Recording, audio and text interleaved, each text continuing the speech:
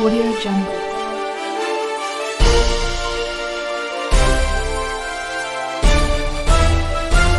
Audio Jungle. The news.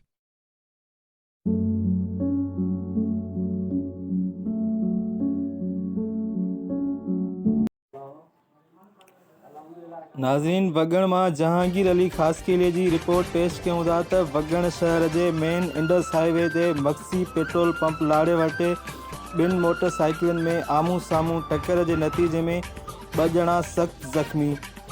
जॾहिं त ज़ख्मियुनि खे वगण पुलिस खणाए वगण अस्पताल पहुचायो वियो, जिते डॉक्टर मौजूद न हुजण करे एक ज़ख्मी कोयटा वासी कपड़ो खपाईंदड़ मजदूर गुलाब खान पठान तड़पी फौत थी वियो।